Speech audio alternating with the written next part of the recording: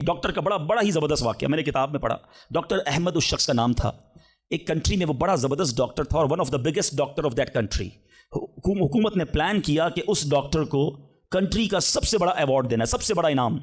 एक सेमिनार मुकर्रर किया गया, उसको एज अ स्पेशल गेस्ट मेहमान खुसूसी बुलाया गया। कहा दुनिया भर से लोग बुलाएंगे, पाकिस्तान के या उस मुल्क के बड़े लोग आएंगे, आपको गिफ्ट दिया जाएगा, आपको अवार्ड दिया जाएगा। डॉक्टर साहब बड़े खुश कि मेरे एजाज़ में इतनी बड़ी तकरीब। मिसाल देता हूँ, उनकी मंडे को तकरीब थी, संडे को उन्होंने फ़्लाइट बुक कर ली कैपिटल जाने के लिए, दारुल हुकूमत में जाने के लिए।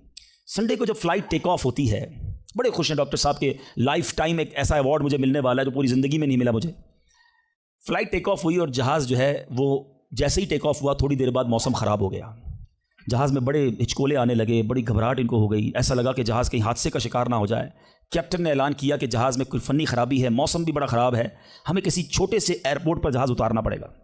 उस जहाज़ को एक छोटे एयरपोर्ट पर खैरियत से लैंड करवाया गया।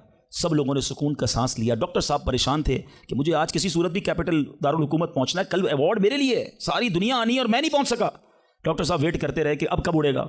एयरपोर्ट के अमले ने कहा कि हुजूर आज जहाज़ नहीं उड़ सकता, ये जहाज़ में ऐसी ख़राबी है, हमारा एयरपोर्ट भी बहुत छोटा है, हमारे यहाँ कोई टेक्निकल स्टाफ नहीं है, ये कल हो सकेगा। डॉक्टर साहब कहे मैं मर जाऊँगा, बहुत बड़ा प्रॉब्लम हो जाएगा, मुझे कल बहुत बड़ा अवार्ड मिलना है, मुझे कैपिटल पहुँचना ज़रूरी है। देखें अगर आपने वाकई वहाँ पहुँचना है तो इसका आसान हल है, आप गाड़ी किराए पे लें, जहाँ जाना है वो 6-7 घंटे की ड्राइव है, आप रात तक पहुँच जाएंगे, आप जहाज़ का इंतज़ार ना करें। डॉक्टर साहब को मशवरा समझ आया, रेंट अ कार ली, गाड़ी ड्राइव करना शुरू की।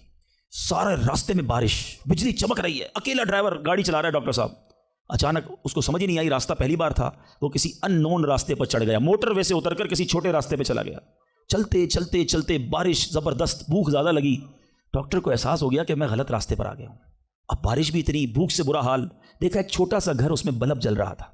उस डॉक्टर ने गाड़ी वहाँ पार्क की, दरवाज़ा नॉक किया। एक बूढ़ी खातून बाहर निकली। कहा बेटा कौन हो?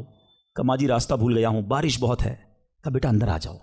उस खातून ने जो घर में खाना बना था डॉक्टर को पेश किया। डॉक्टर अहमद को भूख बड़ी लगी थी, खाना खा लिया। अब उस बूढ़ी माँ के पीछे डॉक्टर ने देखा एक जवान बेटा बिस्तर पर लेटा है।